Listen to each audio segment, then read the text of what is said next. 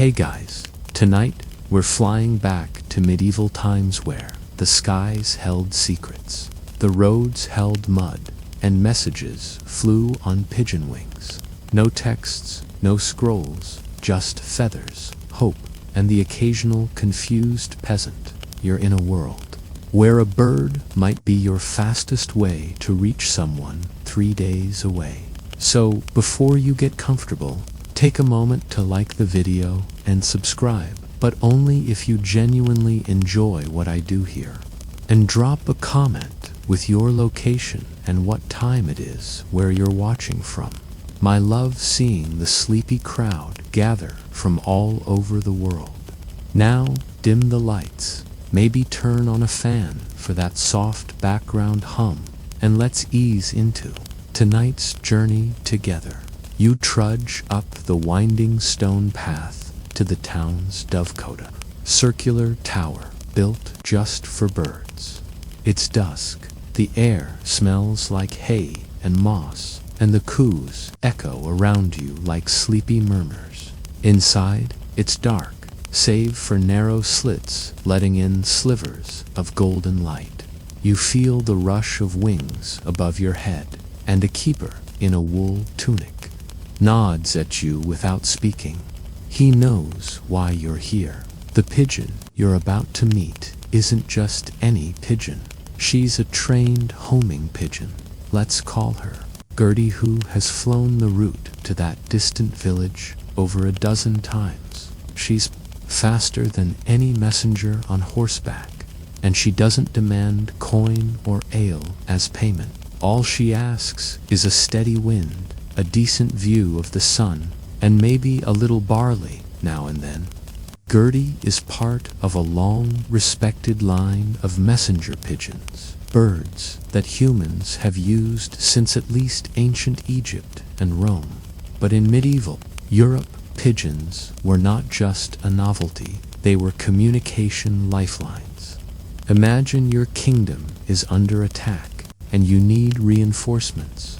Your best rider might not make it through enemy territory, but a pigeon, she might dodge arrows and falcons and still make it through. Wings beating frantically with hope and coated parchment, historians still argue whether the pigeon post systems of medieval Europe were as organized and widespread as those in earlier empires.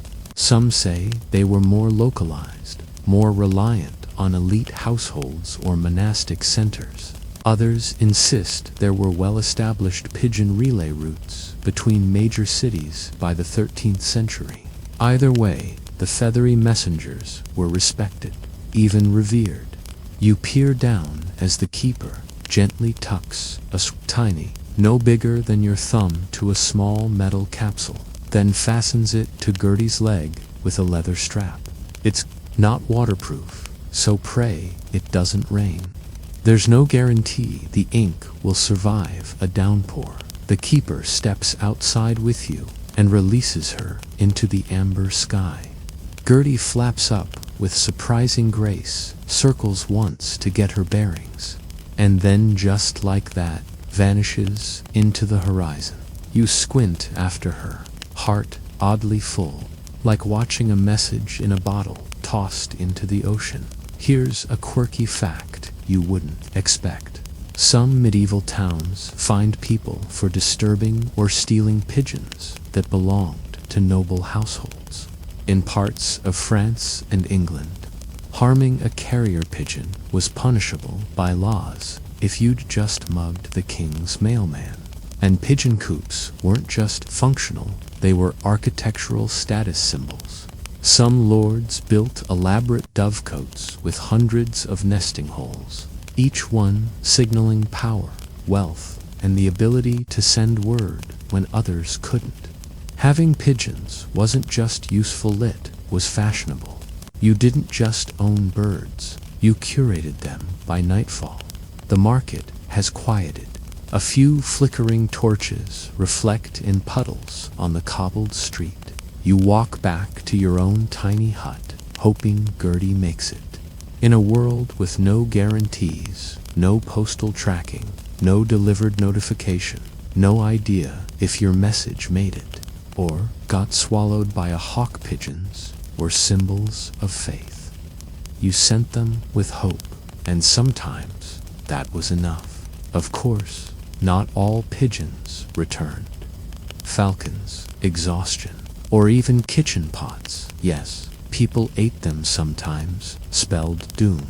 But when they did make it back, with tiny missives that could change everything from a family reunion to a castle's survival, it felt like magic.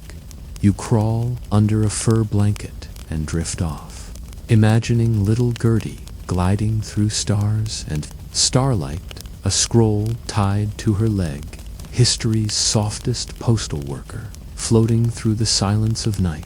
You wake with the sound of soft wings in your ears, not flapping, more like the wish-wish of feathers slicing through fog.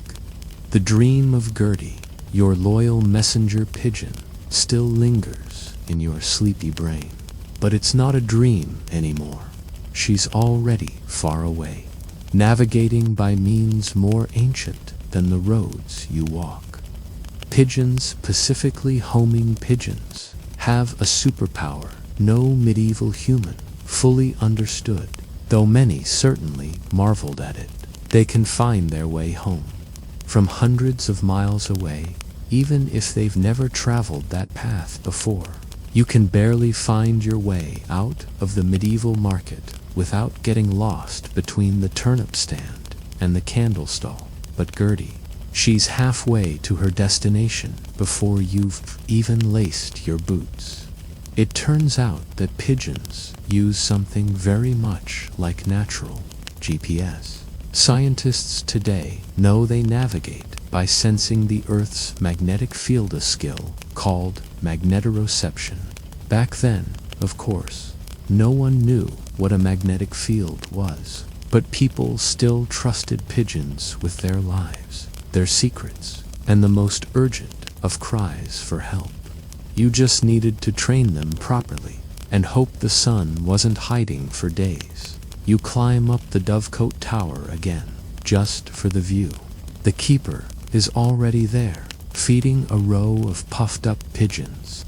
He gestures at a parchment nailed to the wall, rough sketches of flight paths, destinations, and wind directions. It's part map, part pigeon calendar, part wishful thinking. These birds don't just fly randomly. They're trained from birth to return to a specific place, a single loft, no matter where you send them. That's the key. You can't train pigeons to go somewhere. You train them to come home. So if you want to send a message from town A to town B, you must raise your pigeons in town B, then bring them to A when released. They'll instinctively return to their home base. That's right, pigeon post only works one way. Medieval logistics suddenly become even trickier, don't they? Historians still debate just how many nobles, monks, and merchants kept their own pigeon fleets or shared them between towns. In some cases, pigeon systems were semi-public. Bishops and abbots lent their birds to the community in exchange for grain or services. In other places, messenger birds were jealously guarded, almost like the secret ingredient in a powerful family recipe. The keeper explains with a grin so dry it might crumble that pigeons often preferred familiar scents. He hangs bundles of dried herbs near their nests, the same herbs carried with them during early training. Lavender, thyme, even old leather. You sniff the air. Yep, smells like commitment and bird poop. In this world, pigeons don't just flap around aimlessly. They study the angle of sunlight, read the lines of the land, and if the rumors are true, listen to subtle shifts in atmospheric pressure. Is it true? Hard to say. Scholars argue whether pigeons use smell, magnetism, landmarks, or a combination of all three. The truth probably falls somewhere in the middle. But for medieval folks, the explanation was simple. Pigeons were clever, loyal, and maybe a little magical. You walk past a churchyard where a priest is tending to a smaller dovecote near the bell tower. He nods to you as if it's perfectly normal that part of his holy duties involve cleaning bird droppings off the stone. Some parishes were pigeon hubs, especially those high on hills with a clear line of sight to other towns. Elevation mattered, not just for the pigeons' comfort, but for avoiding predators and keeping a close watch on incoming birds. A quirky tidbit: medieval folks sometimes painted small marks on pigeons' wings to track which ones had flown recently, or, in more mischievous villages, to confuse rival towns. Imagine getting a pigeon covered in the wrong lord's colors. Diplomacy in feathers. And there was superstition, too. If a pigeon circled instead of flying off, it was considered a bad omen. If one returned early, people whispered that it must have sensed danger back home. In some border towns, people believed pigeons could detect betrayal. Did they? Who knows? But if Gertie doesn't return in the next day or two, you're going to start wondering. You take a slow walk along the town's outer wall, imagining the sky as a message board. One pigeon might mean a small trade update. 5 pigeons in a row. Something big was happening. In war, this was vital. During peasant revolts or famines, it could mean survival. But in peace, it was gossip, news, love letters, even gambling tips. Still, there's always risk. Hawks patrol the skies too, and not every pigeon makes it. Some lords trained raptors to intercept enemy pigeons, a kind of feathered espionage we'll explore more soon. But today, you just lean on the wall, eyes scanning the clouds, imagining what it must feel like to carry the weight of an entire message in a hollow aluminum tube, strapped to a warm, tired leg. You hear the keeper's voice behind you. He tells you, Gertie's already halfway to the destination, maybe more. He knows, not because he's tracking her, he's not, but because he's done this 1,000 times. There's a rhythm to pigeons, he says. You just feel it. He winks, then scratches his head, like he's trying to remember something. She beat the horseman, he finally says. She always does. And just like that, you believe him. You hear the clink of hooves before you see them, messengers on horseback, trotting out of the main gate, dust rising behind them like powdered parchment. They're headed in the same direction as Gertie, your loyal pigeon. But here's the catch. They won't arrive until nightfall tomorrow. If everything goes well, if their horse doesn't throw a shoe, if bandits don't slow them down, if they don't get distracted by one of those roadside inns with suspicious stew and catchy loot. Music, Gertie. She's probably already scouting the thatched rooftops of the target village, peeking over chimneys and coops like a feathered spy. And all this without asking for oats, directions, or a single thank you. You stroll into the clerk's office, tucked inside a stone building behind the abbey. Inside, it smells like beeswax and worn vellum. Scrolls line the shelves. Some are bound tightly with wax seals. Others curl at the edges like old leaves. You pick up one and admire how tiny the handwriting is, no bigger than grains of rice. And this is what pigeons carried. Medieval messages had to be light, feather-light, really. Thick parchment was out of the question. Instead, scribes used paper-thin slips made from stretched animal skin or rag pulp. The ink a mix of oak galls, iron salts, and vinegar, a bit pungent, very permanent, also very stain-wise if your pigeon flew through rain, which, to be honest, they did more often than not. The messages weren't folded. They were rolled into tight scrolls, sometimes wrapped in oilcloth to protect them from weather. Then they were placed into small cylinders made from reed, wood, or later, tiny metal tubes. These tubes were tied snugly to the pigeon's leg using leather cords or thread. One wrong knot, and poofer battle strategy is floating in a ditch. You ask the clerk how long these messages lasted. He shrugs. Some were retrieved the same day. Some never arrived. Some, legend says, were found years later in collapsed dovecotes or under broken rafters. Their messages still legible, but entirely obsolete, like a medieval "sorry I'm late."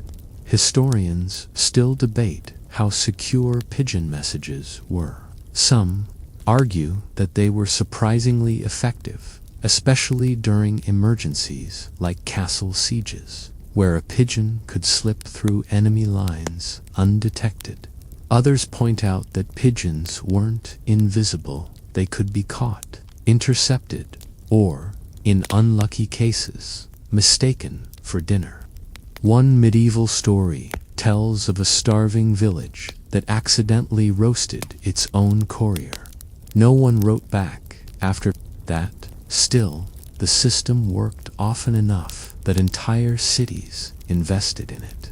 In Jerusalem, Cairo, and Constantinople, pigeons flew in flocks bearing tiny, crucial scrolls, market prices, troop movements, weather warnings. These weren't just birds. They were medieval text messages with wings, and then there's the drama.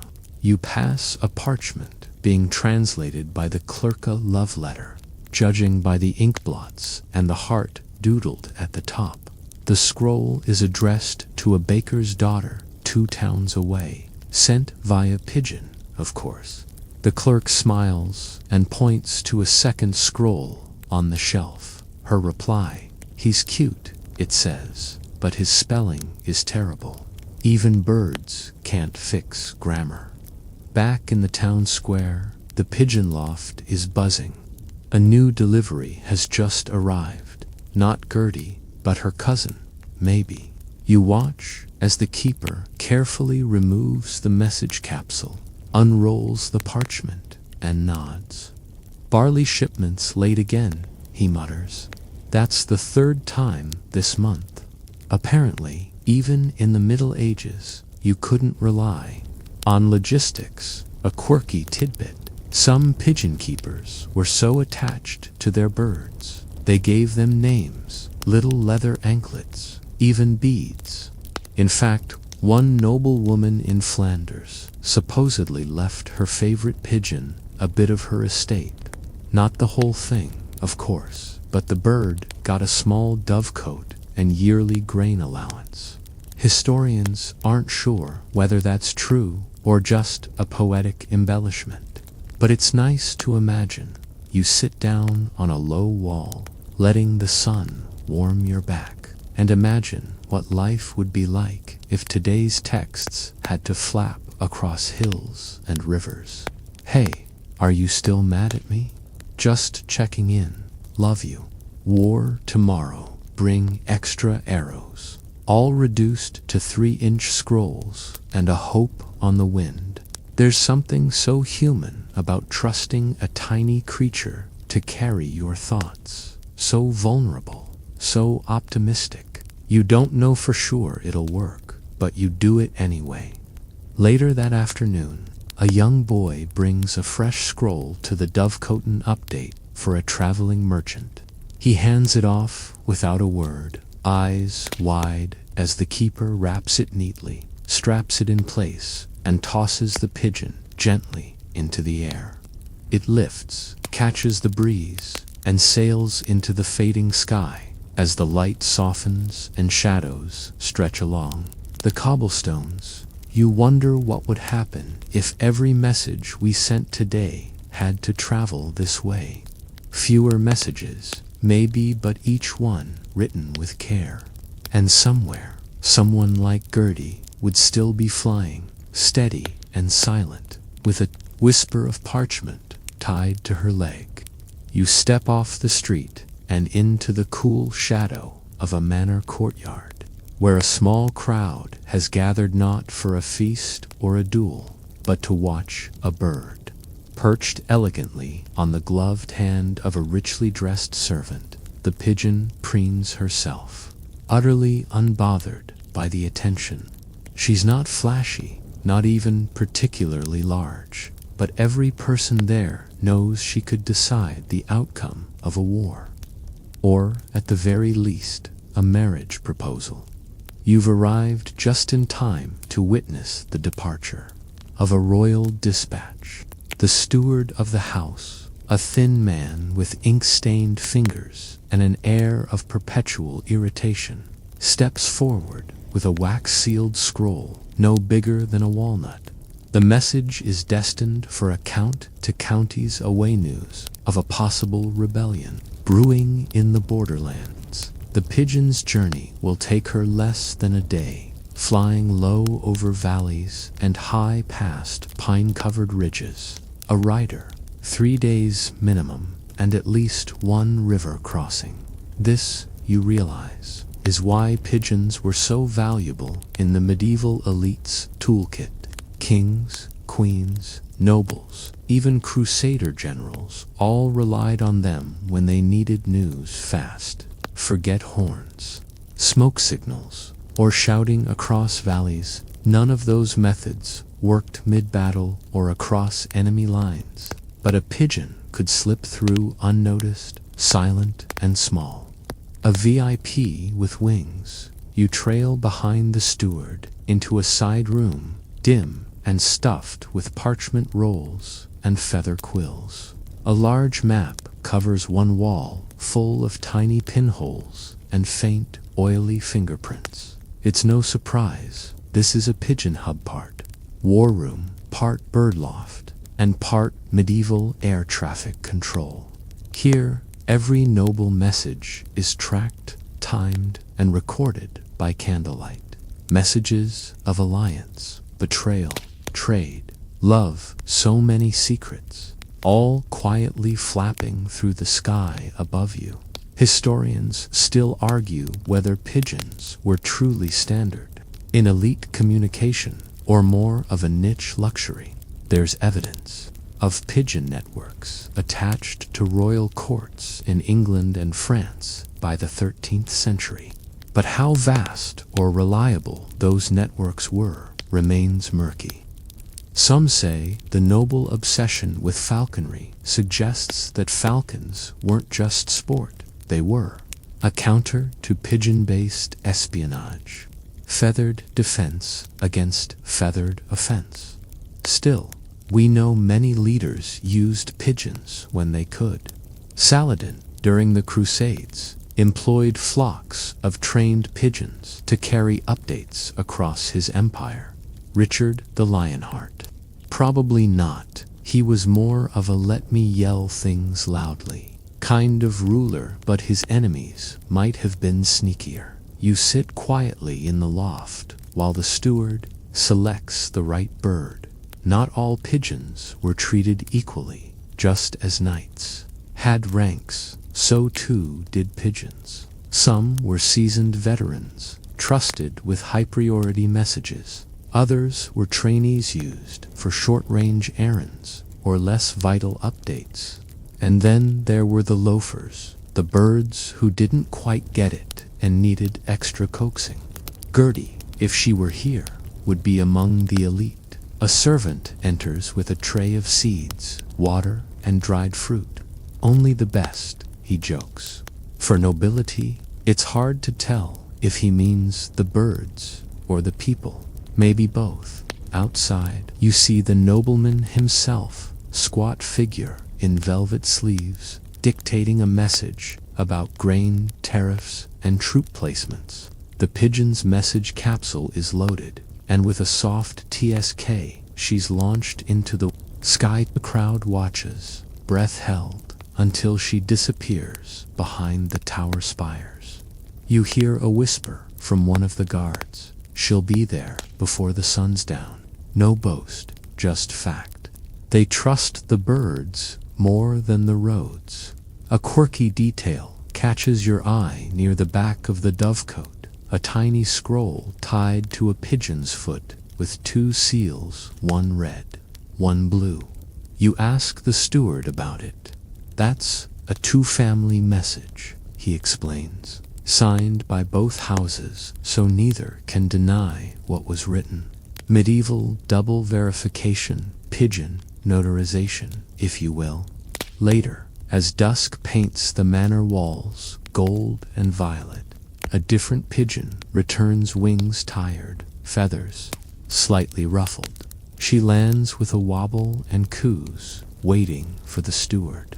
The capsule is removed, opened, read in silence. The steward nods. They accept the terms, he says. Just like that, a territorial dispute is eased. No horses, no swords, just 2 legs, 2 wings, and 1 tiny message written by a hand that never left its desk.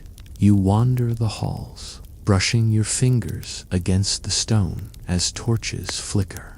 You wonder how many royal edicts, secret affairs, military coups, and family reconciliations were tucked into capsules no bigger than your thumb. How many birds knew the path better than the people who wrote the messages? You pass a tapestry showing a pigeon mid-flight, wings outstretched above a castle. It's stylized, of course, more like a griffin than a pigeon, but the meaning is clear. Messages from the sky, vital, trusted, valued, somewhere. Even now, Gertie is probably coasting into a thatched village square, dropping down beside a dovecote, and waiting for her reward. A little seed, a little rest, and the knowledge that she's once again outpaced every rider on the road.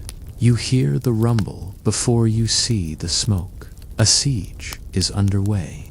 Out on the far edge of a valley, a stone castle rises against the gray morning sky like a lone tooth, surrounded by the chaos of siege towers, tents, and the occasional panicked goat. The ground shakes with the distant thud of catapults, and banners flap like agitated birds themselves. You're not here to fight. Thank heavens you're here to observe the silent stars of this medieval battlefield. The pigeons inside. The besieged castle, tucked behind a crumbling turret wall, is a makeshift dovecote. It's small, just a wooden crate with a slatted roof, but it holds the castle's best hope of rescue. With all roads blocked, no messengers can get out, but pigeons. Pigeons can fly above it all, past battering rams, flaming arrows, and siege. Ladders crawling with enemies. Gertie would be proud. You duck inside a low stone chamber where a knight and a scribe are, frantically scrawling on a narrow strip of parchment. The message is clear. We are surrounded. Food stores low. Reinforcements needed. They roll it, seal it, and thread it into the pigeon's capsule with the care usually reserved for holy relics. The pigeon doesn't hesitate. With a sudden flick of wings, she's gone soaring over chaos. One moment, smoke and shouting. The next, silence and sky dot. Siege communication was one of the most critical and dangerous uses for pigeons in medieval times. If you were trapped inside stone walls, every message mattered. A pigeon was a lifeline, fluttering through death to deliver hope. Historians still argue whether pigeons were widely used in siege warfare or just in special cases. In the Middle East, pigeon use in fortresses is better documented.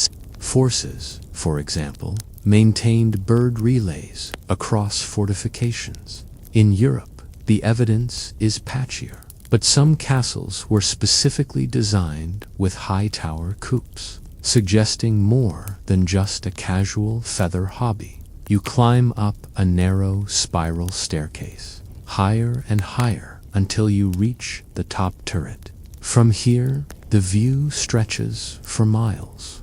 You imagine what the pigeon sees: tents like scattered pebbles, knights pacing, archers waiting. Beyond that open land, freedom. The bird doesn't need permission to leave. She just knows where to go. You look down and spot a guard loading a crossbow not to defend, but to deter enemy falcons. Yes, this siege isn't just about walls and battering rams. It's about skies. Some armies trained hawks or falcons specifically to catch messenger pigeons mid-flight. It's a cruel game of aerial sabotage, and you can bet every pigeon keeper had more than a few feathers ruffled over it. A quirky fact: during one siege in the Levant, defenders reportedly dyed their pigeons' feathers with ash and soot to make them harder to spot against the sky. Camouflage, medieval style. Whether it worked, historians debated. It might have just made the birds look like they'd taken a long nap in a fireplace, back on the ground. You follow a narrow corridor to the food cellar.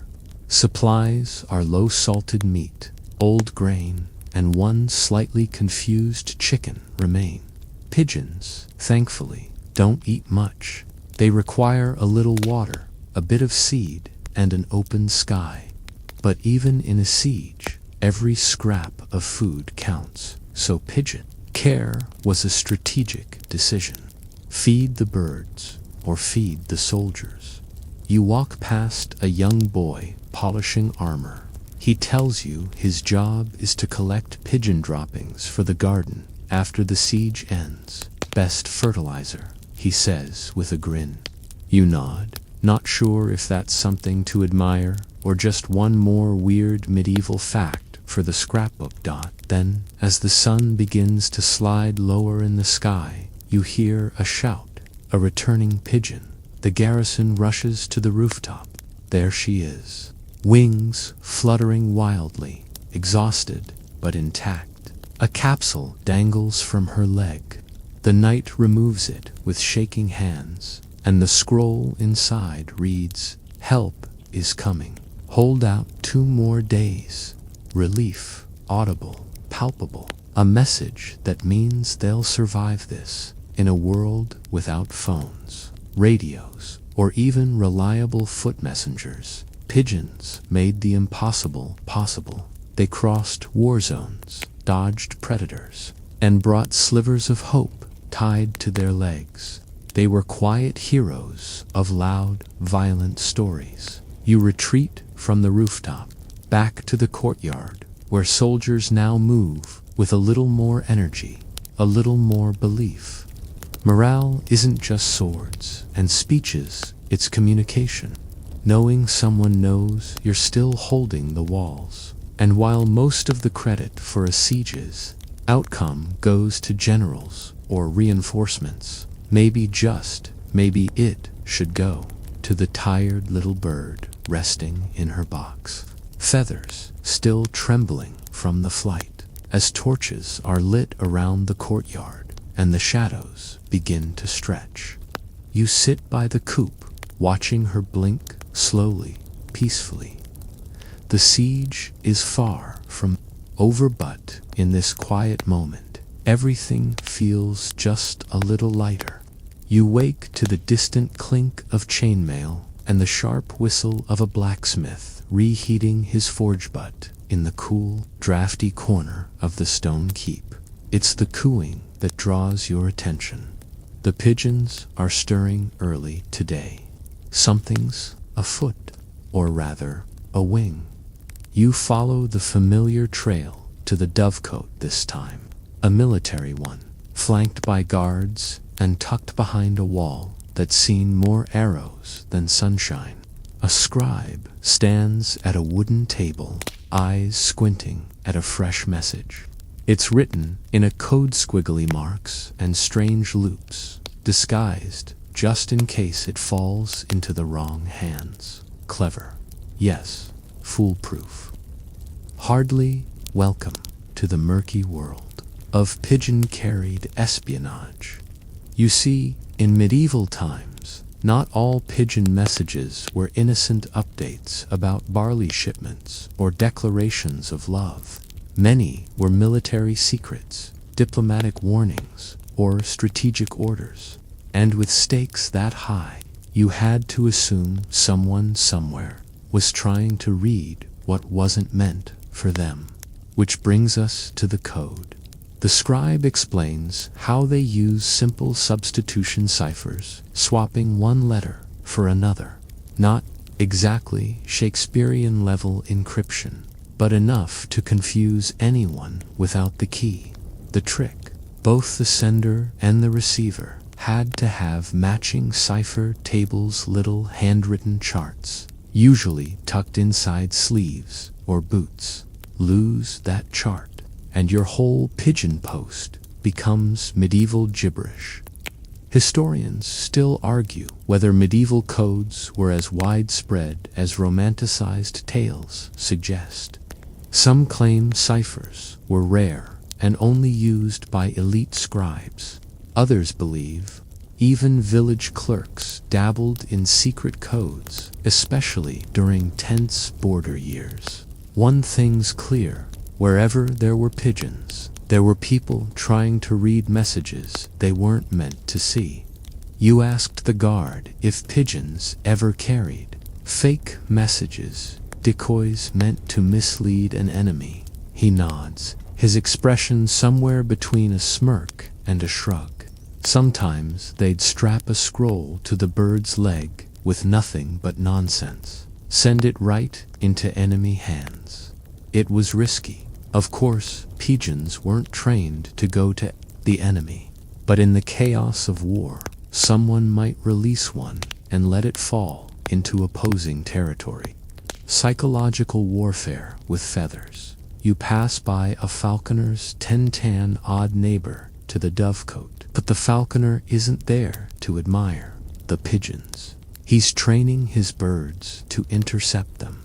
Yes, pigeon versus predator was a real medieval game of strategy. If you knew your enemy was relying on messenger pigeons, you trained a hawk to watch the skies. A well-aimed bird of prey could tear down a message mid-flight and ruin an entire military plan. It wasn't just sport, it was sabotage. One chronicler from the Middle East claimed that falcons were regularly loosed during crusader campaigns, specifically to target messenger birds. Were they always successful? Of course not. But enough feathers fell from the sky to make both sides nervous. A quirky tidbit: there were even rumors, certainly exaggerated, of pigeon spies trained to fly into enemy cities and return with notes. Whether this happened or not, the myth persisted, showing just how deeply people trusted and feared these birds. You watch the falconer launch his bird into the air. It circles high, eyes scanning the horizon for an unfamiliar flutter. There's a tense silence in the camp as every eye turns skyward. For a moment, it feels like even the clouds are watching. Then the call: incoming bird. A pigeon approaches from the south wings, pumping furiously. The falcon dives. You wince. But this pigeon's fast, real fast. It dips and twists like a leaf in a storm, slipping through the falcon's talons and diving straight into the safety of the coop's upper window. A cheer erupts from the soldiers' victory for the messenger. For today, at least. The scribe retrieves the scroll and quickly matches it to a cipher key. Supply wagons delayed, he murmurs. Nothing unexpected. Still, it's knowledge, and in wartime, knowledge is worth more than gold. You step aside as the falconer retrieves his bird, disappointed but calm. He mutters something about training younger birds. The old ones are wise, he says, but they hesitate. The message now decoded, the camp begins adjusting its plans. All of its troop positions, rationing, defense rotations, hinges on one little bird who dodged death by a feather's width. You sit beside the dovecote for a moment, watching the pigeons ruffle their feathers and peck at grain like nothing happened. There the calm in the storm, carrying chaos without ever seeming to notice it. You lean back against the stone and think, if words can change a war, and birds can carry those words, then maybe the most dangerous creature in this whole battlefield isn't wearing armor. It's got wings, a scroll, and a perfect sense of direction. The storm rolls in just after sundown. The skies turn that heavy shade of iron gray, and the wind picks up like it's in a rush to deliver its own message. You huddle beneath a timber awning near the dovecote, watching the pigeons hunker down, puffing up their feathers like tiny, grumpy cloaks. Rain is coming, and rain, as it turns out, is not a pigeon's best friend. Back in the medieval world, weather wasn't just inconvenient, it was strategic. Entire campaigns, harvests, and yes, even communication networks hinged on whether the sky behaved. For pigeons, flying through a storm could mean disaster. Strong winds might push them miles off course. Heavy rain could soak their feathers, making flight nearly impossible. And thunder, well, even the bravest bird gets spooked by celestial bowling. You sit with the dovecote keeper, who looks up at the sky and snorts. No bird flies tonight, he says, not even the dumb ones. He offers you a mug of something warm that tastes vaguely like boiled roots and mystery herbs. You drink it anyway. Here's the trouble with relying on birds instead of wires. Nature doesn't always cooperate.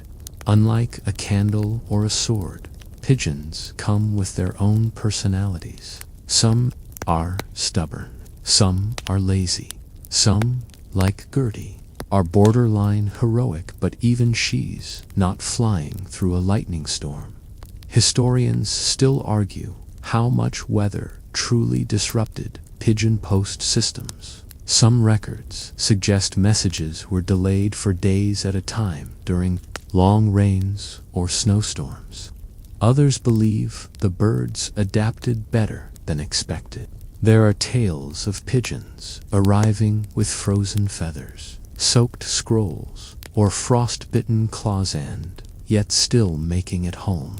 Whether all those stories are true, no one's entirely sure, but they certainly made pigeon legends more dramatic.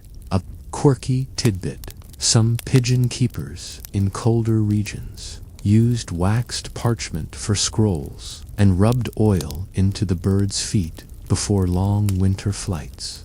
Sort of like pigeon snow boots. Snow boots were just globs of lard as the storm finally breaks overhead.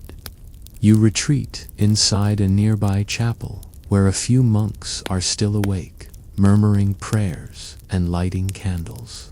One of them gestures to a narrow tower rising behind the altar. You follow him up the stairs, where a small wooden coop sits snug beneath the rafters. "This is our message post," the monk explains. "We send word to the sister abbey to valleys over. News, requests, sometimes hymns." He says this last part with a smile, as if he knows how absurd it sounds. Singing birds indeed. You peek inside the coop. The pigeons are nestled together in straw, eyes blinking slowly, content in their humble luxury. One is tagged with a bit of colored cloth tied around its leggin, old method used to identify which flock they belonged to. The monks didn't name. They're birds, too worldly, they said, but they still treated them like precious guests. The monk pulls out a small scroll.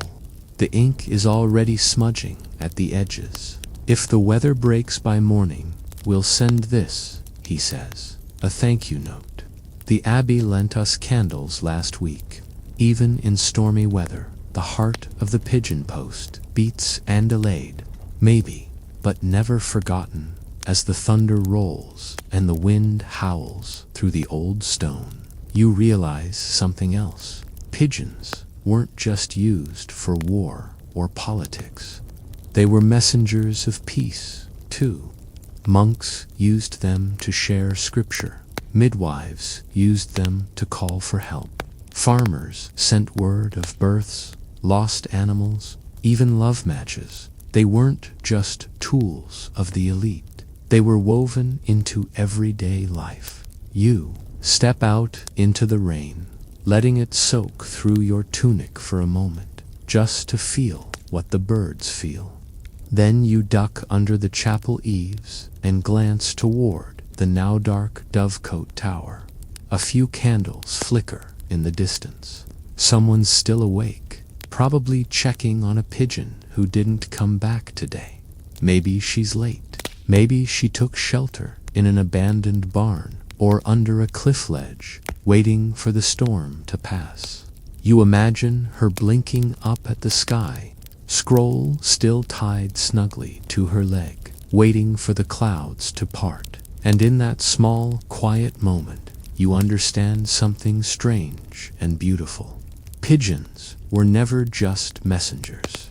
They were the only thing standing between silence and connection. In a world where words could take weeks or never arrive at all, these tiny, fluttering creatures gave people something miraculous, a voice beyond distance. You curl into your cloak and drift off against the chapel wall, the wind humming through the beams like an old lullaby. Somewhere out there, a bird is still flying. You wake to soft sunlight and silence, no thunder, no pounding hooves, just the gentle rhythm of pigeons rustling in the early morning breeze. The storm has passed, leaving behind glistening rooftops and a smell like wet stone and lavender. The birds are already awake, cooing like gossiping neighbors who survived the drama and are ready to talk about it. Back at the dovecote, the keeper is humming a little tune as he feeds the flock. They hate the rain, he says, without turning, but after, they fly like they've been reborn. Today's mission, something less dramatic than war updates or secret codes. It's market day. You trail behind a servant holding a scroll, meant for a merchant 2 towns over. The message is plain. The abbey will take 2 sacks of dried apples instead of 4. And if he's got any of that red wine from last fall left, send a cask or 2. And yes, of course, it's being sent by pigeon. You blink. Wait, trade negotiations. By bird, the servant nods, faster than a donkey. And it's true. When time meant the difference between fresh bread and sour flour, pigeons were a lifeline not just for armies and abbots, but for butchers, bakers, and brewers to dot in medieval towns, particularly bustling trade hubs or isolated villages with tricky roads. Pigeons played an unlikely role in commerce. Merchants used them to place orders, confirm deliveries, or notify clients when a shipment arrived. It wasn't fancy, but it worked. They were the medieval version of checking stock online. You watch as the servant ties the scroll to a pigeon's leg. This bird isn't armored or regal. She's a bit scruffy, actually, but she knows. Her root, raised in the merchant's loft, she's already glancing toward the sky, like she's impatient to leave. The keeper opens the hatch, and she's off, sailing above chimney smoke and market stalls. Historians still puzzle over how organized this pigeon-powered commerce was. Some believe only wealthier towns used them consistently, while others think it was more widespread, especially in regions like the Islamic Caliphate and parts of southern Europe. Either way, the birds were fast, discreet, and cheaper than feeding a courier for 3 days. You wander into the town square, where vendors are already setting up for the day. The bread smells glorious, still warm from the oven, and the cheese stall is guarded by a cat who clearly regrets last night's storm. A woman in a linen apron waves you over.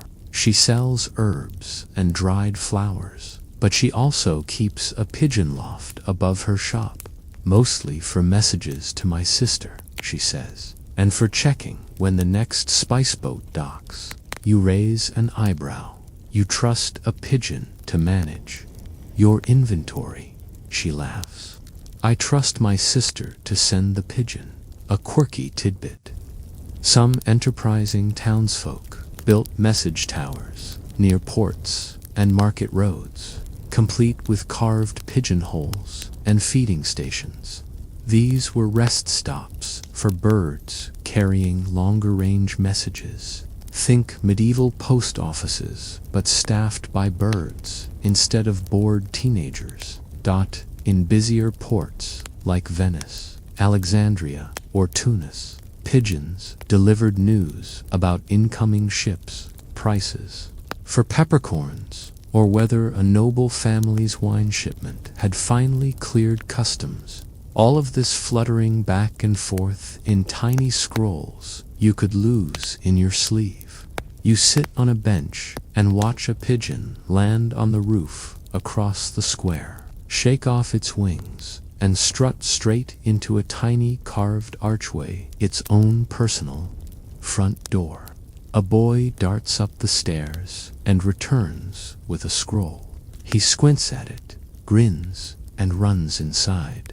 Trade, it seems, is alive and well. Not everyone was thrilled, though. Guilds sometimes protested pigeon usage, claiming it undermined human messengers or created unfair advantages. Imagine trying to haggle over silk when your rival already knows the silk boat arrived 3 days ago. That's pigeon privilege. And yes, there were rules. Some towns restricted who could send commercial messages by pigeon. Others taxed the service or required registration of your flock. After all, in a world run by guilds and favors, giving to many people access to rapid communication could disrupt the balance. You stroll past the fishmonger, who tells you he once tried to send a pigeon with a fresh oyster order. Bad idea, he says with a grimace. Bird threw it up somewhere over the chapel. Lesson learned. Messages, yes. Seafood, no. Even now, more pigeons are arriving across the market. Some with orders, others with payments due, and a few judging by the blank scrolls for nothing but checking in. That's right. Some folks sent empty pigeons just to say, I'm still here, as the morning sun lifts higher and the square hums with life. You can't help but marvel at the feathered network overhead. Hundreds of wings, hundreds of silent couriers darting above the noise, linking baker to buyer, merchant to monk, sister to sister. No wires, no screens, just instinct, patience, and the wind. You take a last glance at the market before heading back toward the dovecote. A new bird is being prepared, this one with a scroll no bigger than a fingernail, destined for a brewer on the coast. More wine, maybe, or less barley. Whatever it is, it matters, because in this world, business depends on trust. and trust apparently has wings. You follow a winding dirt path out of town, where the air smells like morning dew and baked clay. A few fields lie beyond the hedgerow's hidy rows of cabbages, wheat, and violets, stretching toward a manor on the hill. But that's not where you're headed today. You're going rural. Beyond the farms lies a small hamlet, no more than a dozen cottages and one squeaky well. A boy herds geese through the muddy lane like a feathery parade, and somewhere nearby a dog is barking at nothing with great determination. This isn't the kind of place you'd expect a cutting-edge communication network, but then again, you wouldn't expect a pigeon loft in a pig barn either. Yet here it is, tucked above a thatched roof, barely noticeable unless you're looking for it. A wooden coop with slanted eaves and carved holes peeks out between tufts of moss. A woman sunburned, arms strong from years of bucket hauling waves you over. You hear for the birds, she asks, or the piglets? You smile. The birds, she nods. Good. They don't squeal as much. Turns out, even the smallest villages had their ways of staying connected, and pigeons were often the only realistic method. No couriers came here too far, too muddy, and too unprofitable. But pigeons went where people couldn't. Peek inside her modest loft. A half-dozen birds blink back at you, feathers ruffling in the soft light. She tells you her eldest son built Etofter. His cousin taught him how to train homers. Using leftover lentils and sheer stubbornness, they send messages to nearby farms, neighboring hamlets, and, on occasion, the nearest market town. Births, deaths, weather warnings, or more often than not, come help mend the fence. Short, simple messages that saved hours of trudging through mud and rain. Historians still debate how widespread this countryside post system really was. Some records mention peasant families who trained pigeons to carry messages to lords' estates or manor farms. Others suggest it was limited to more enterprising or better-off households. Still, enough evidence lingers in letters and estate logs to suggest it wasn't entirely unusual. A quirky tidbit: in parts of what's now rural Germany, some communities painted a specific color on their pigeons' tail feathers so neighbors could tell where each bird came from. "Oh, that's old Bertram's bird," they'd say. "He always uses blue." It was the medieval equivalent of a sender ID. You join the woman by the dovecote as she prepares a message. It's not urgent, just a note to her sister about tomorrow's apple pressing. But it's written neatly, and the bird chosen is one of her best, sleek, steady, with a little notch in one wing from an encounter with a hawk last spring. You ask the bird's name. She shrugs. "We just call him Feather." He answers to grain. When she releases him, it's like he knows the route by heart. No hesitation, no looking back. He just lifts off and disappears into the sky like a gray blur, bound for a cottage you can't even see from here. This, you realize, is something deeply personal. Not a kingdom-saving message, not a trade deal, but just a woman reaching out, staying tethered across miles of mud, hills, and silence. In a time when most people lived and died within 20 miles of their birthplace, these birds created invisible bridges. You help her feed the rest of the flock, barley grains and a few scattered peas. The birds coo, softly, content. You ask if she's ever lost one. "Course," she says. "Storms, foxes, hawks. but they usually come back. They're stubborn, like me. Later, as the sun slips behind the trees, you follow her to a wooden bench where she sits and stitches by candlelight.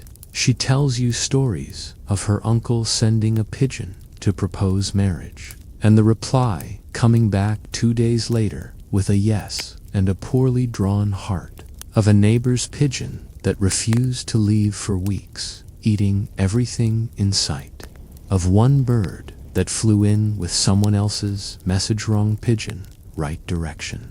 You smile. Medieval village life wasn't easy. Diseases, poor roads, isolation, but somehow, even here, pigeons made things lighter. There's a kind of peace in this routine. Feed the birds. Write a note. Wait for an answer. No ringing bells. No deadlines. Just hope fluttering between rooftops like something sacred. As evening settles over the fields, you stand, stretch, and glance once more toward the loft.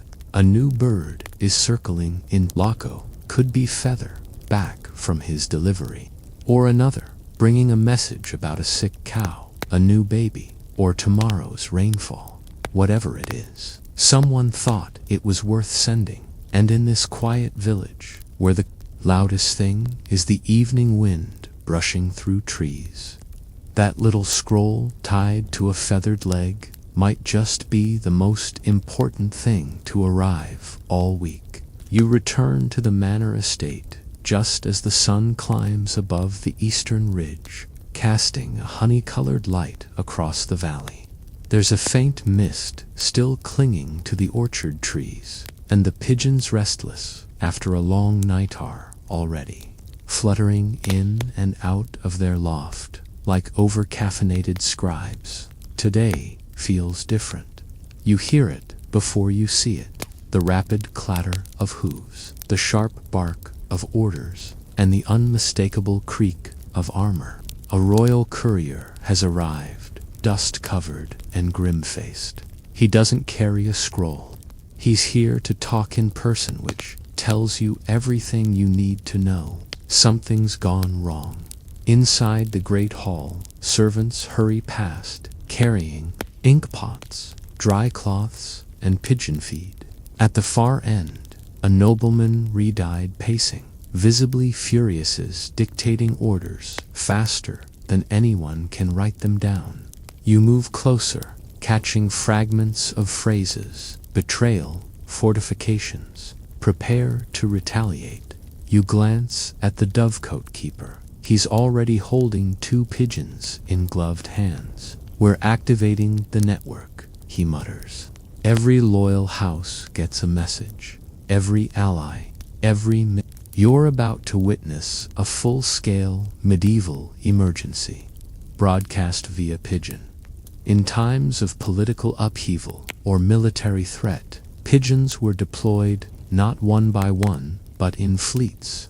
Dozens of birds could be released within hours, each carrying urgent variations of the same message. Reinforce the border. Alert your garrison. Send grain. Prepare to move. These weren't just notes, they were alarms, and pigeons, silent and swift, delivered them without question. Historians still debate whether these mass releases were as organized as some chronicles suggest. Did noble houses really keep standby birds for moments like this? Or was it more haphazard, whichever birds were fed, flown? What's clear is that certain families trained entire generations of birds for just such moments, with some estates boasting dovecotes the size of small chapels. You follow the scribe as he rushes to finish sealing a scroll. His handwriting is barely legible, but the message is unmistakable. The border fort has fallen. Ready the watchman. The pigeon chosen for this note is a veteran. Dark feathers, sharp eyes, and a leg scar that tells you she's dodged a hawk or two in her day. The keeper nods to you, then releases her into the morning sky. She's the first of many. By mid-morning, the estate is abuzz with a quiet panic. More pigeons are being prepared, rested, gently marked with wax seals. Each bird flies in a different direction, toward a different castle, a different town. Some messages are personal. Tell my cousin to send iron. Others are more desperate. If we fall, burn the granary. You sit on a wall, watching the birds vanish over the treetops, one by one. It feels like watching whispers leave a room and scatter into the wind, each one carrying a flicker of fear and resolve, a quirky detail. In some high-risk scenarios, nobles sent to pigeons with identical messages, doubling the chance, at least. One would survive. Occasionally, both birds would arrive, and their recipients would brag about it for months, convinced it was a sign of divine favor. As you wander back toward the dovecote, you spot something strange. A pigeon returning to quickly, feathers damp, message capsule still attached. The keeper retrieves the scroll, reads it, and frowns. Refused, he says. They won't send troops. They say it's not their fight. Tension thickens. Suddenly, every message matters, even more. It's easy to forget, watching the birds dart overhead, that behind each scroll is a choice. Some nobles would rally, others would hedge. Some might even warn the enemy. And pigeons, neutral and tireless, carried all these alliances and betrayals without flinching. You pass a small tower room filled with candles and maps. A servant is tracking pigeon arrivals with bits of thread pinned to parchment. Red thread for urgent messages, blue for responses. A web of string now stretches across the board, lines crisscrossing like the nerves of a living, fluttering body. Not all messages will make it. Some pigeons will be blown off course. Some will fall to hawks. Some might just disappear. But enough will arrive to keep the lords moving, to keep the kingdom aware. Even in a crisis, pigeons don't panic. They just fly. You watch one particularly bold bird take off toward the hills, wings slicing the air like a blade. She's barely visible before she becomes a dot in the distance. But you know she's carrying something more valuable than gold. Information. In this world where borders shift like riverbanks, and loyalty is as slippery as morning dewits, the messages that often make the difference as the day fades, and the last pigeon of the afternoon is launched from the battlements. You sit with the keeper once more. He looks exhausted but calm. They've done their part, he says, nodding to the loft. Now all that's left is to wait for the world to respond. Evening falls over the manor like a velvet curtain, soft and heavy, tinged with the quiet aftershock of urgency. Torches flicker along the outer walls, and the air smells of spent wax, damp wood, and freshly shooed geese. It's been a long day of messages sent, answers awaited, and nerves stretched tighter than lute strings. But now, something curious happens. As you walk toward the dovecote again, you spot a rider approaching a dusty courier with a leather pouch slung over one shoulder. It seems odd at first. Why use a rider when pigeons are faster? But as the gate creaks open and the pouch is handed off to a steward, you realize what's happening. The pigeons brought the news, but the rider, he's brought pigeons. Yes, new birds, fresh from an allied estate, carefully transported in tiny wicker cages. Reinforcements, not for the army, but for the network. Because in medieval communication, redundancy wasn't just wise, it was survival. The dovecote keeper beams. Good timing. Our lot's been flying hard. These'll pick up the slack tomorrow. You lean in to watch as the newcomer birds are released into a quarantine coop. They'll rest here for a few days, grow familiar with the surroundings, and then be trained for local routes. It's a delicate process. Pigeons need time to map new territory, and hurrying the adjustment risks losing them. A quirky detail.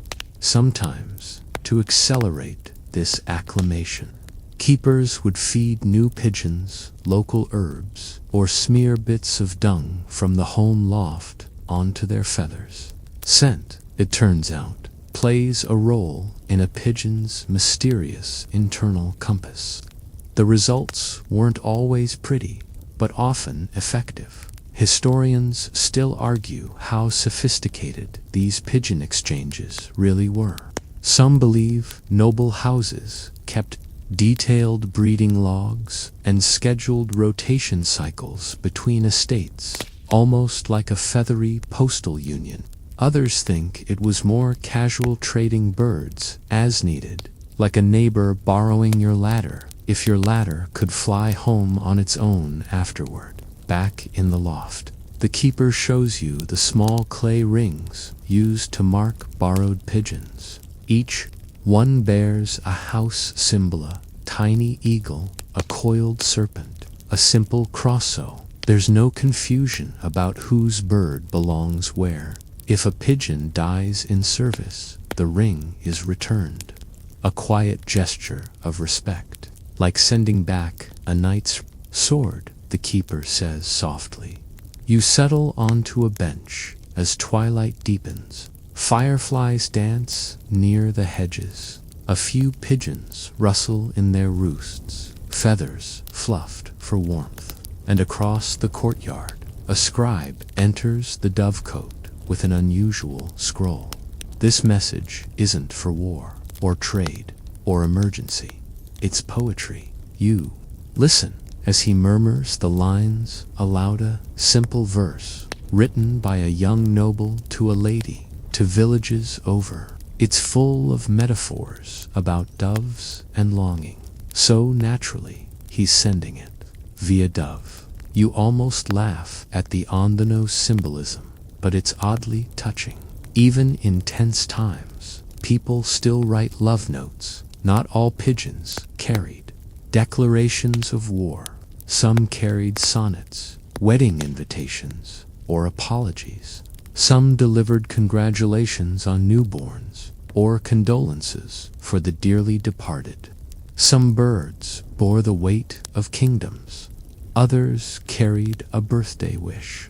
You think of a quirky letter found centuries later, scribbled on thin parchment and tied to a bird's foot. The bread came out well, yours in flour and friendship.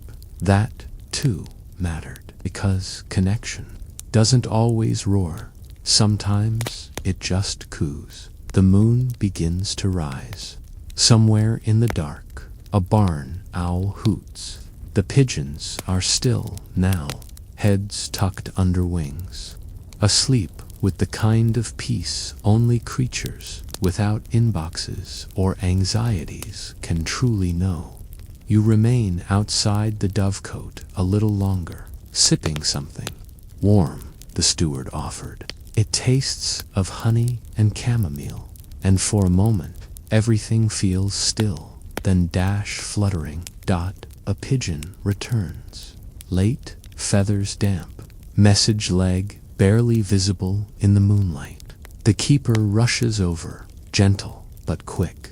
He unties the scroll, squints, and then sighs with relief. Reinforcements will arrive by week's end. Enough grain to last the winter. Help is coming.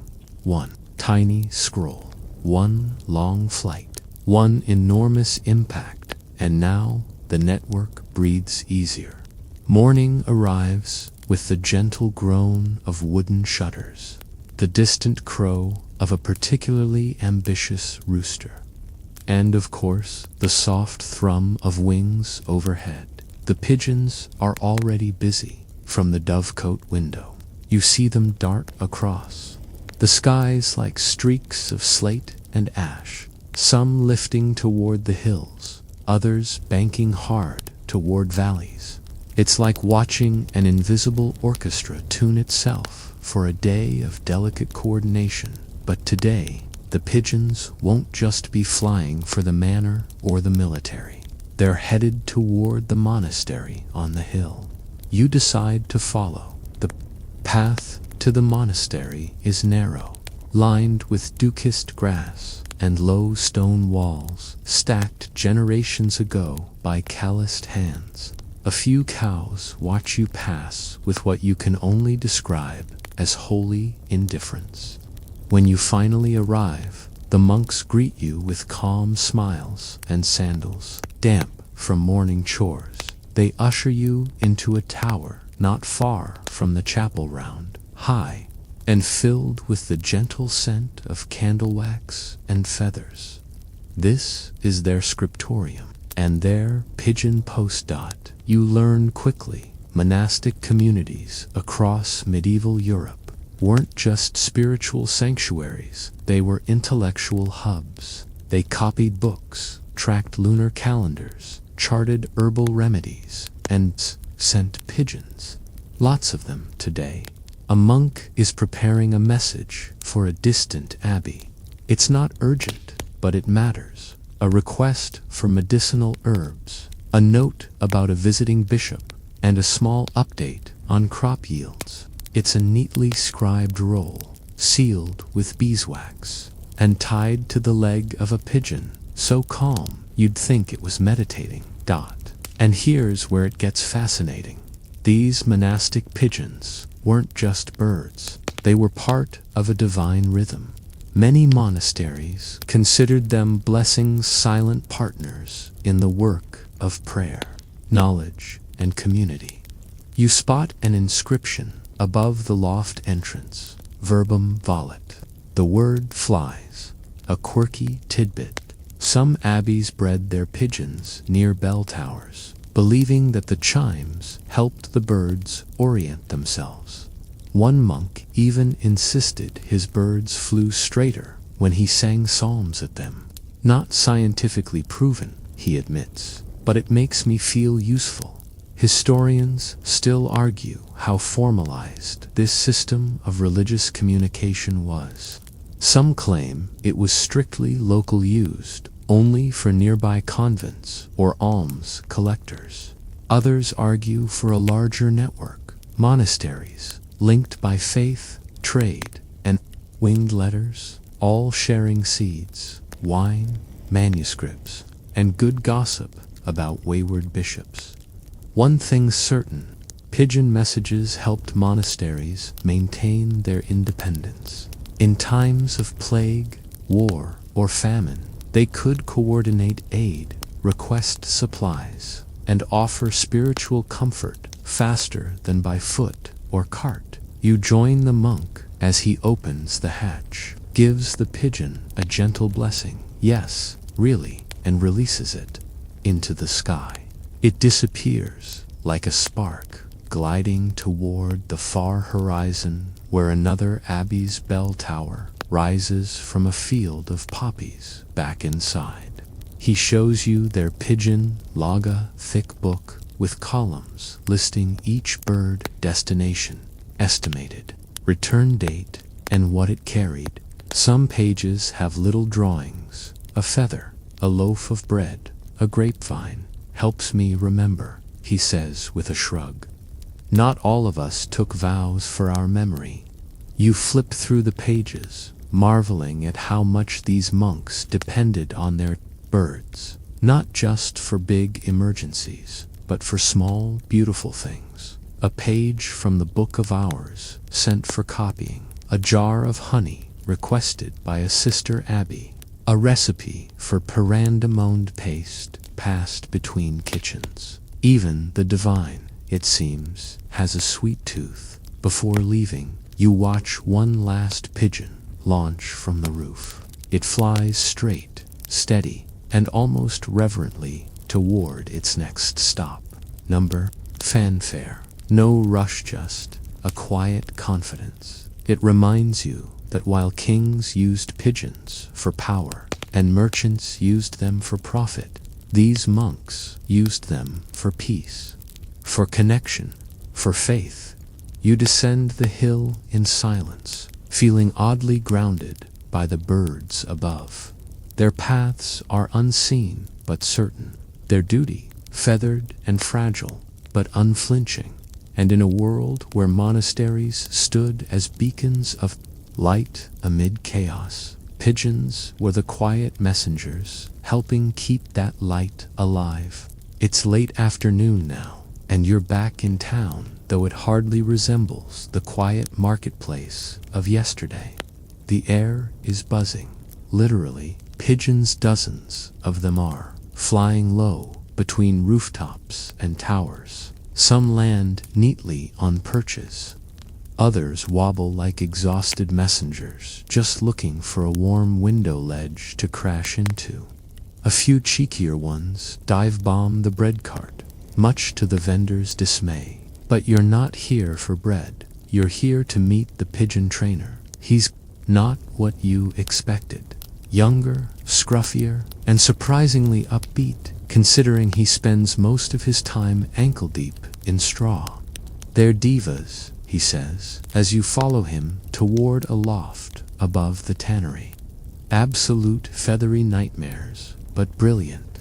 Inside the loft, the air is warm, a little musky, and full of movement.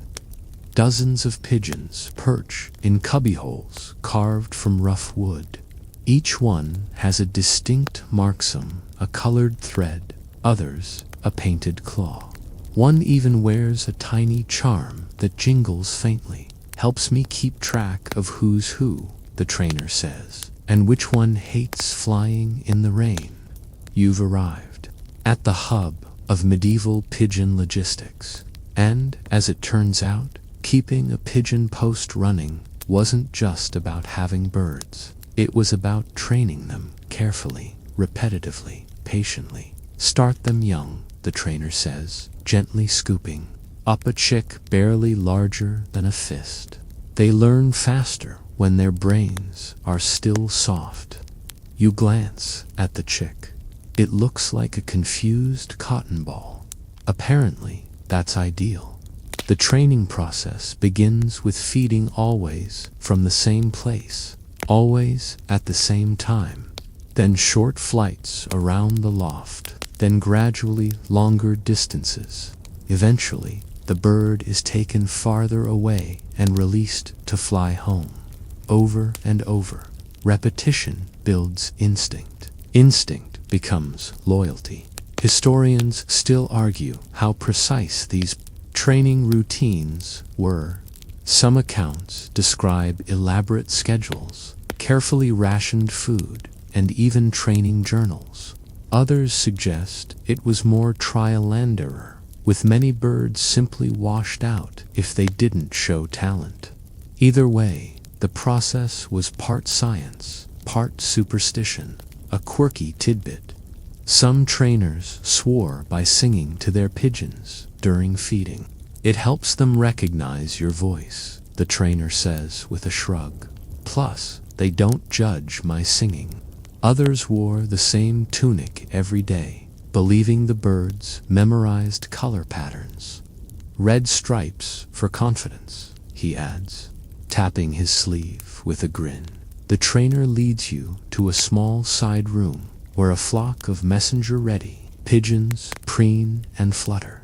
These are the elite, the marathoners, the ones who've flown through windstorms and dodged falcons and still landed like it was nothing. Each one only knows one home, he says. If you want a two-way message, you need a second bird trained to fly in the other direction. He gestures to two cages. It's like medieval texting only, much slower and way more feathers. He shows you the leg rings next. Tiny, carved wooden tubes that fit snugly above the claw. They're lightweight, sealed with wax, and designed to protect parchment from rain or beak. Nibbling dot. And speaking of parchment, he's got a drawer full of sample messages. Most are short. Send salt. Rain coming. Pig gave birth. But a few are more colorful. You read one aloud. Henry is a donkey. Tell him I said so. The trainer snorts. Family drama. That one went back and forth 5 times. You learn that pigeons weren't just messengers, they were also used to test messages. Before a king or noble sent a high-stakes letter, they'd sometimes test the route by sending a decoy bird. If the bird made it, the message followed. If not, well, time to rethink your route. There were also decoy birds used in war. Pigeons released with fake messages to mislead the enemy. Historians debate whether these worked or just confused everyone involved. But either way, it proves one thing: the birds were part of the chessboard. As the sun dips lower, the trainer gestures toward the window. Want to try releasing one? You nod, and he hands you a pigeon comb, feathered, surprisingly warm. You hold it gently, step to the open hatch, and release. She takes off in a swirl of wings, dips once over the rooftops, and then climbs steadily into the sky. No hesitation, no confusion, just a quiet, practiced purpose. It's hard not to feel awed by the simplicity of it. No gears, no magic, just muscle memory and sunlight and a deep, unspoken knowledge of home. You sit beside the trainer for a while longer as he whistles a low tune, cleaning out feed trays and checking flight feathers. You know, he says, not looking up. Sometimes I wonder what they think about. All that flying, all those messages, must be strange, knowing things no one else does. You imagine a pigeon coasting over a field, scroll tied tight, heart steady, a bird in flight with secrets bound to its leg. And suddenly, this world of feathered couriers feels more mysterious than ever. You wake to a soft thud against the window. Not the kind of dramatic smash that means disaster, more like a gentle tap, as if someone's knocking politely with a feather. You slide open the wooden shutter and peer out just in time to catch a pigeon blinking back at you. Scroll neatly tied, feathers damp with mist. It's a reminder the pigeons never stop by now. You've walked through lofts and castles, villages and monasteries. You've watched love notes flutter across hilltops and wartime orders vanish into storm clouds. But there's one more piece to this puzzle, perhaps the strangest, quietest chapter of all. The pigeons that disappeared. You wander through town and out toward the western cliffside, where the wind smells of salt and thyme. There's a crumbled watchtower there, barely more than a broken wall and a pile of moss-covered stone. But next to it, a wooden hut, carefully maintained housing, a dovecote, not an active one. It's a memorial dot. The keeper greets you without words, just a nod and a slow wave to follow him. Inside the hut, there's a shelf lined with tiny carved plaques. Each bears a name, or sometimes just a symbol and a year.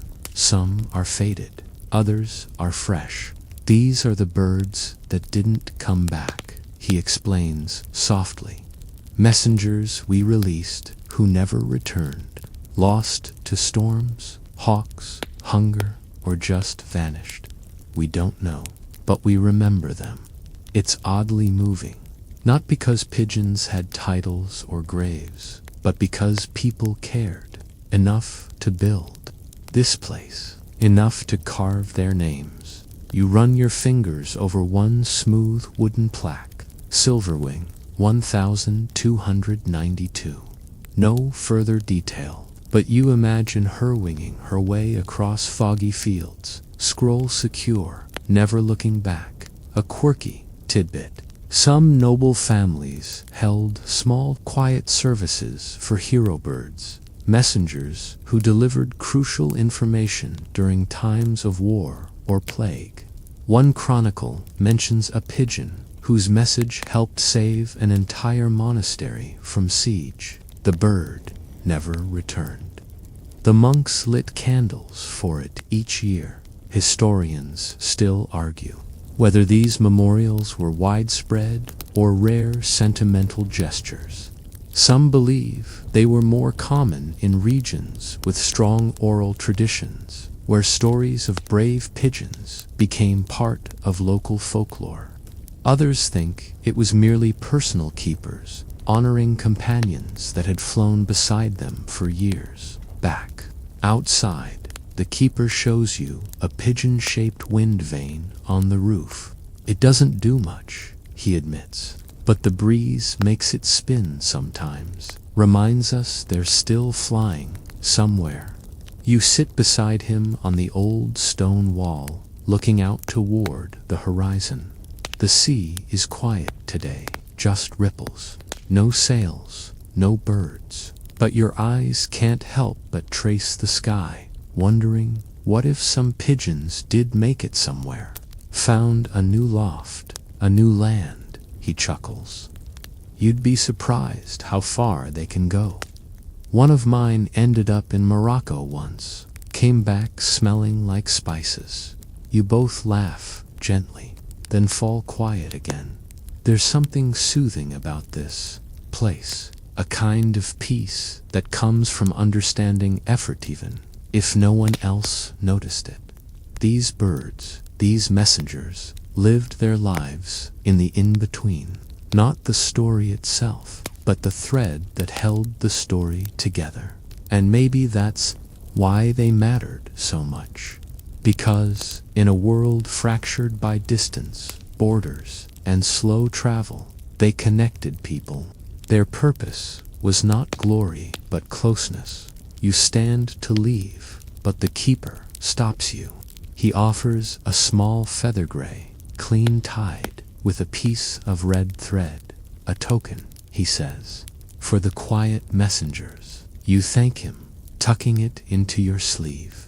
The feather tickles your wrist slightly, but it feels right, like carrying a bit of sky with you. As you walk back down the cliff path, the sun dips behind the trees, shadows lengthen, the wind cools, and somewhere far away, pigeon probably, takes off, scroll tied tight, heart beating steady. You look up, half expecting to see one now. You don't, but that's okay, because whether they're flying or remembered, the pigeons are still part of this world, its messengers, its memory, its invisible wings. Dusk has truly settled, now stretching lavender shadows over cobblestone streets and turning every rooftop into a silhouette. Lanterns begin to flicker to life, one by one, casting little golden halos in windows. Somewhere in the town square, a lute player softly plucks out a tune too gentle to name. You're in the loft one final time. The dovecote keeper, yes, the same one from earlier, sits cross-legged on a hay bale, sipping something warm and probably fermented. You take a spot beside him as the pigeons settle in for the night. No flapping, no messages, just soft coos and the occasional feather drifting down like confetti from a forgotten party. It's a good night, he murmurs, gazing toward the coop. No storms, no late riders, just peace. Tonight, the birds sleep with empty legs. No scrolls, no errands, just dreams, if pigeons dream at all. You like to think they do, about cloud paths and far-off rooftops. And that one really smug dove from the next town over, who always gets the best breadcrumbs. The keeper leans back, arms folded behind his head.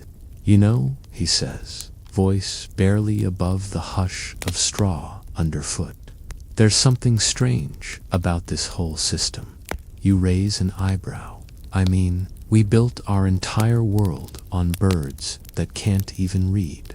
You both laugh quietly, careful not to wake the loft. But he's not wrong. The entire medieval pigeon post was a leap of faith. You send a message into the sky and you wait.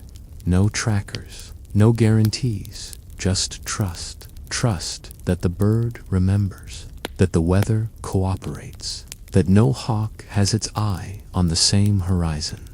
Historians still puzzle over how this all worked as well as it did, how pigeons traveled hundreds of miles and actually found their way home, how different houses maintained reliable networks without standard training manuals, how, in all the chaos of medieval life floods, famines, feuds, these birds still flew.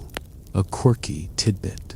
In some towns, pigeons became honorary citizens. They were given food from the market stalls, protected during hunts, and even mentioned in church sermons. Be as faithful as the dove, one friar wrote, who flies to its master with no promise of reward. And maybe that's the magic of it, because the pigeon post wasn't just clever logistics, it was emotional infrastructure. It stitched together lives too far to walk. A merchant's wife could whisper her worries across 3 villages. A monk could send a prayer on parchment. A daughter could write "I'm safe" and have that message glide home on wings thinner than a quill.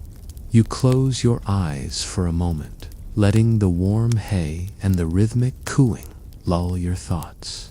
The loft feels like a heart, now slow, steady, beating in wood and feathers. I think, the keeper says slowly, what I'll miss most when I'm gone is the sound of them coming home. He doesn't elaborate, doesn't need to. The birds, like him, just belong. You stand, stretch, and brush off the hay from your cloak. Outside, the wind hums through the narrow streets, and somewhere a baker throws out the last of today's crusts for the birds. Tomorrow, the dovecote door creaks gently as you step out. Behind you, the pigeons sleep small, soft bundles of history, resting after centuries of service. One of them stirs, blinks, then tucks its head under a wing. Their work is done for the day, and yours. Well, now it's time to sleep. Let your shoulders drop. Feel the weight of the day ease into the quiet around you. The soft hush of feathers brushing wood. The stillness of straw beneath gentle talons. In this little loft of memory, everything moves slower, softer, simpler. You've walked with messengers who never spoke, but carried whole worlds beneath their wings. Birds that didn't need thanks. The rhythm of their tiny hearts slowing with yours. Inhale and exhale, as if you, too, have flown miles, and finally landed somewhere warm. Let your breath deepen. The messages have all been sent. The answers will come. Maybe not tonight, maybe not tomorrow, but they'll come.